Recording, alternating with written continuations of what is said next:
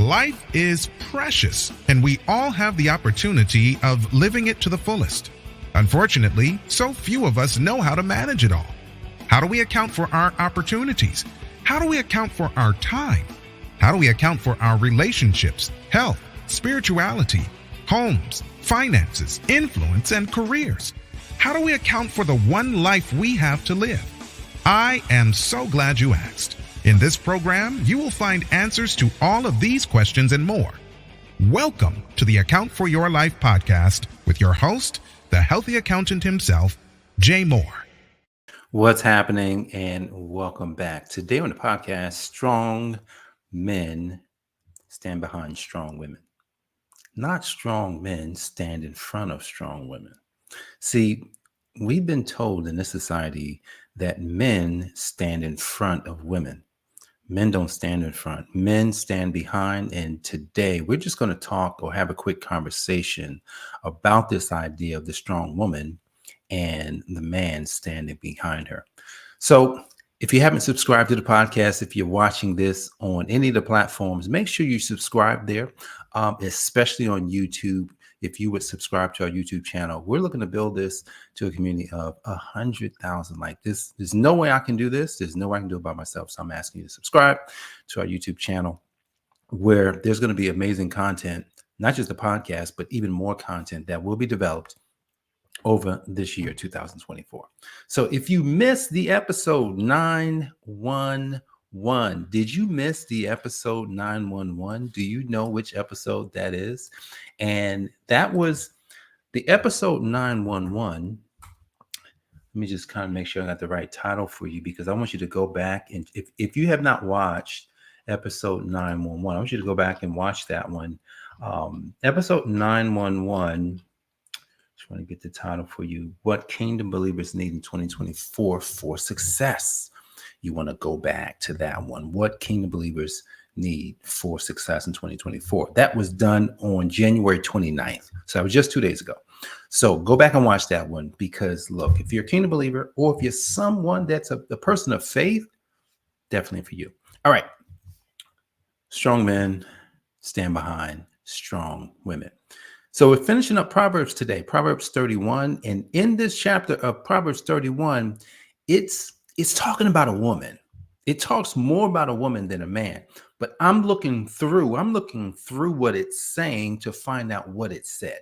I'm looking through it, because really what happens is when you read the Bible, when I read the Bible, I'm just not trying to read the words. I'm trying to figure out, what is it trying to say? How do I know? How would I know? Personally, how would I know that this information can be applied to me? So it talks about this virtuous woman. It talks about this woman that's like strong, this woman that does all the stuff, this woman that takes care of the house, this woman that's an entrepreneur. Like, this woman does everything. But it makes mention of the man and how she's taking care of the house. She's taking care of all this stuff. So I'm just going to highlight one verse. And I want you to go back and read the whole chapter, because that chapter, especially if you're a woman, read it. If you're a man, read it, because as a man, we have to be strong for the women in our lives, because if they do get weak and they fall, this is why the idea of the man standing behind every good man, there's a woman, that is a false statement. You cannot put a woman behind a man, because if he falls, he crushes her. Does that make sense to you? And we're going to get into some construction today, and how I learned this, and then how you can put all this into practice. So verse number 5. What verse is it? No, it's verse number 11.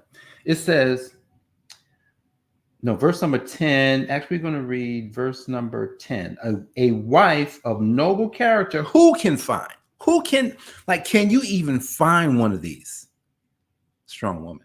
Can you find her? She is worth far more than rubies. I'm just going to read verse number 11. Her husband has full confidence in her and lacks nothing of value. How could the husband have full confidence in her?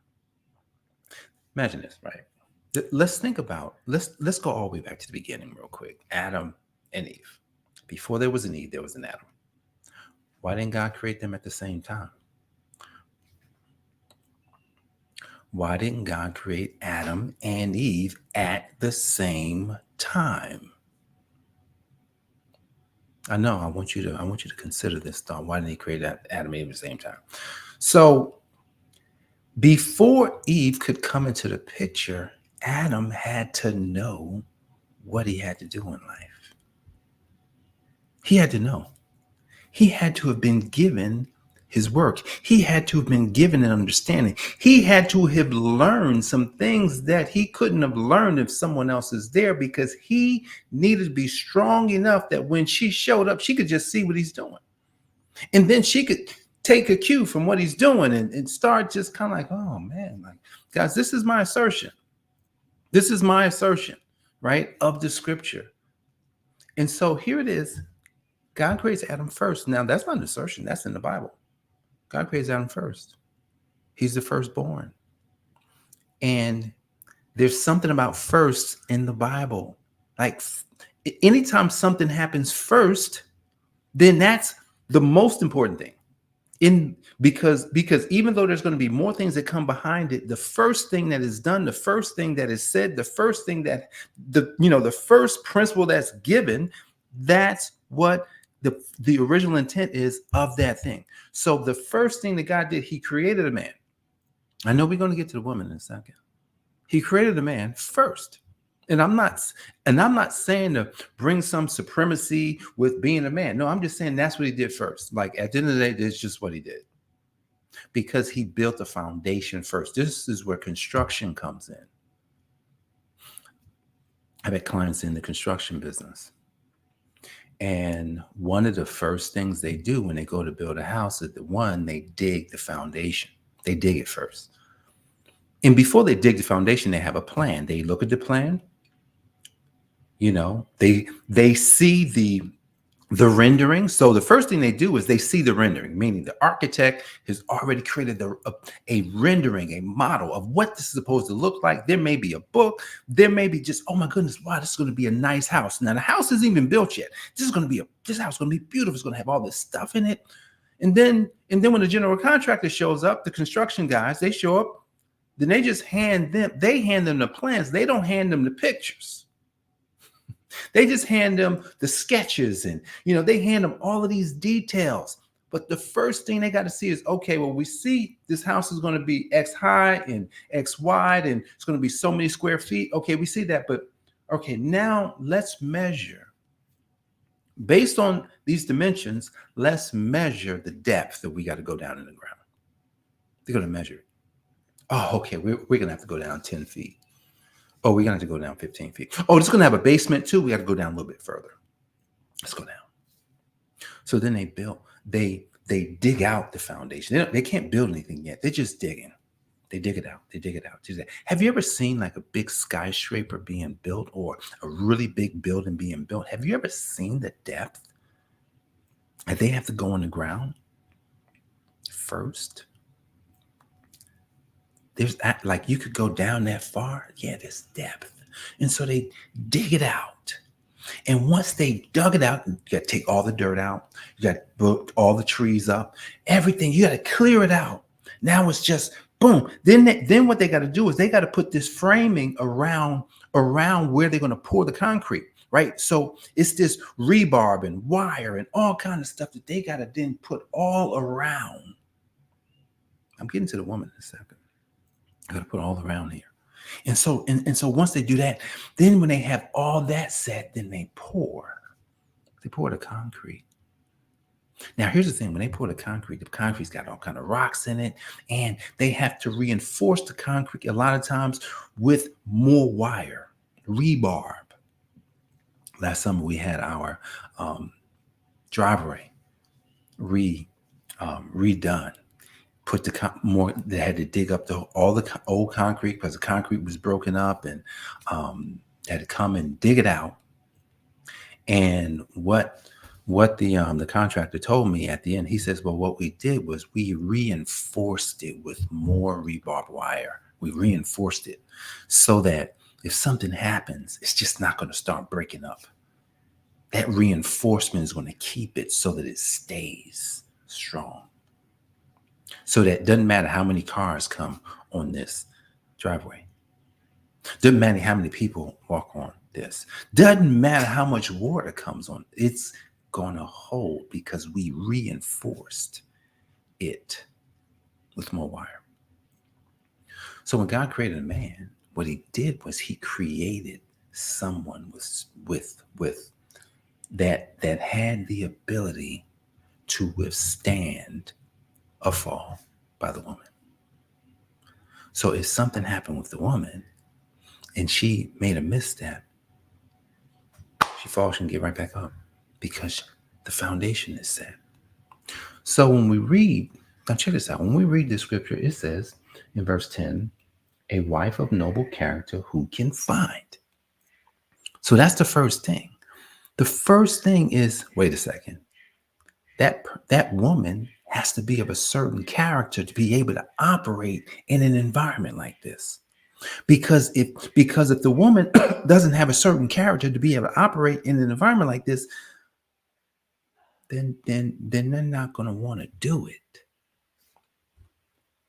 She is worth more than rubies. Her husband has full confidence in her, and she lacks nothing of value. Wait a second. How does she lack nothing of value? She lacks nothing of value because foundation is set already. So when you read that whole passage from verse number 10 all the way to verse number 31, what may not be said is the fact that the reason why she doesn't have to worry is because the husband already stood strong. The husband has already built a foundation. The husband already had a vision. You want to go back to 911, right? Episode 911. The husband already had a vision that she was able to step into. She just needed a character. You know, I was thinking about something that God gave me a few years ago. And he gives me something. He says, "Oh, next level of faith," right? I'm like, "Next level of faith. What does that mean? Like, what is that?" Like, he says, "Well, you'll be my guy right there. I'm your guy with that. Me, next level of faith. Like, what is that? You'll see." And so I had created this coaching program. I thought that I was going to create a coaching program for accountants, and it was based on this framework of change and concentration and clarity of purpose, certainty, creativity, character, courage. But the character piece, think about this. The character piece is like the found, even though that was number 6. Character was 6 after 5 other things. After 5 other principles within this structure, character was 6. But here's the thing, everything crumbles without character. Strong woman can't be strong without character. Strong man can't be strong without character. Character, what is that? What is character? Character, and now I didn't look it up. Because I didn't know that I would say this specifically, but I'm just going to say character is like the idea of what you look like. Character is what you look like. So wait a second. Jay, can you prove that? I can prove it. Why? Because what is a character? A character is like, say, for instance, we look at A, B, C, D. Those are characters. Characters, A, B, C, D, E, F, G. The alphabet makes up words, and these words create ideas. So a character is a piece of the idea, which means that you are a piece of God's idea. So when someone sees you, they see a piece, they see a character.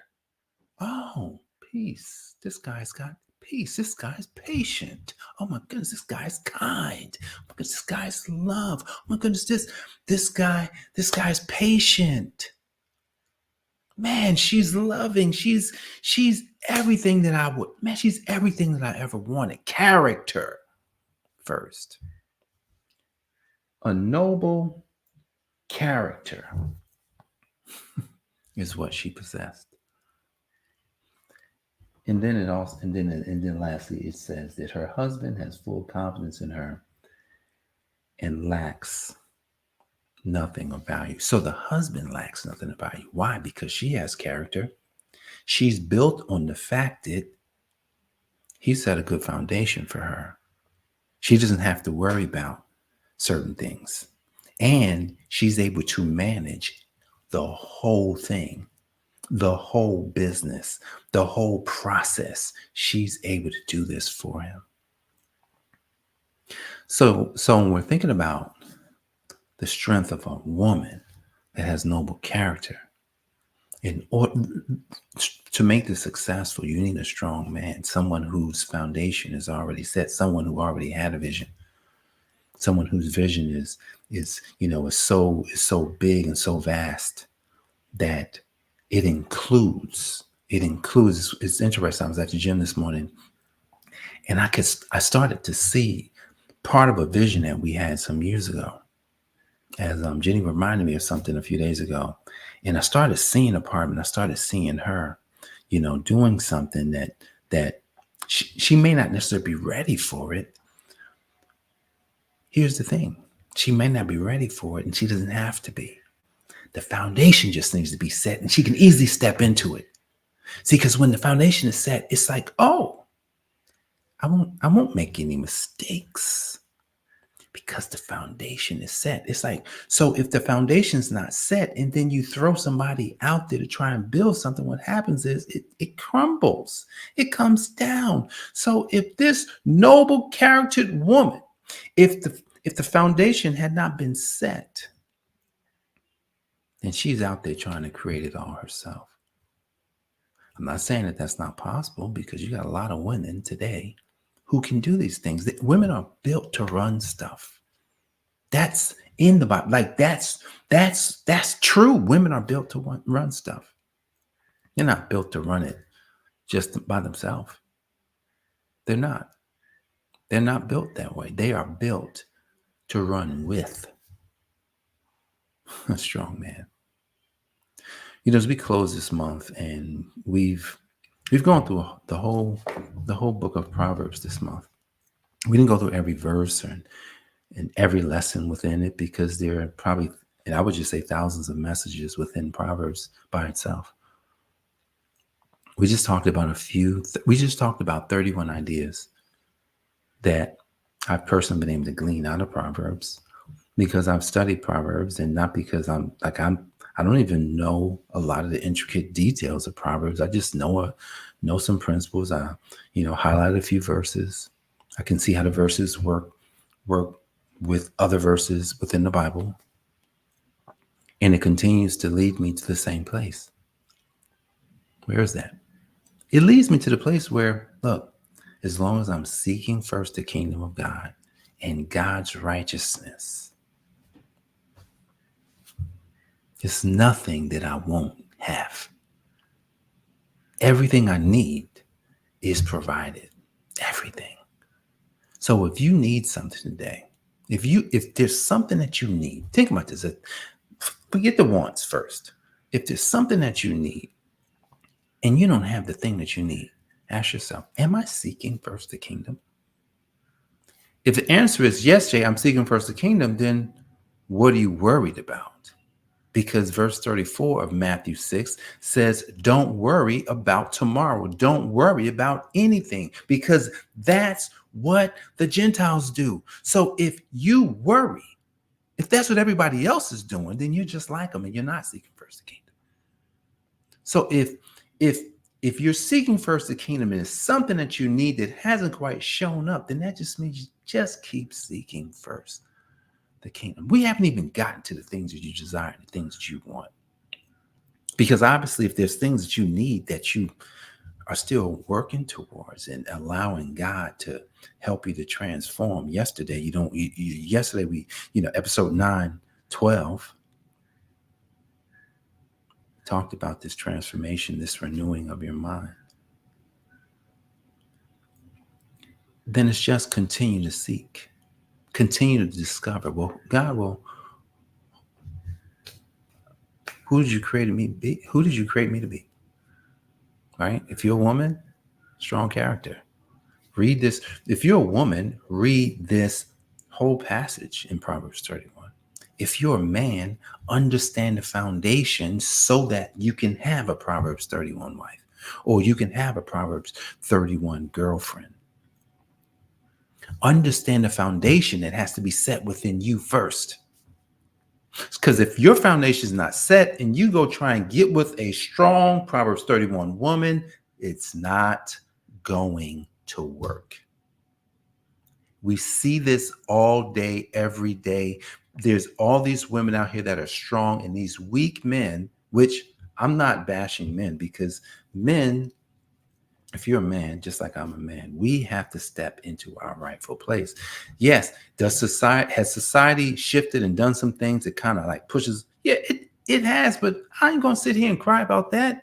That just means that I need to get more intentional about who God created me to be and not worry about the society and how society and the culture is looking at all of this. I have to personally make the change. So the change that I seek in the world, I must embody the change within me.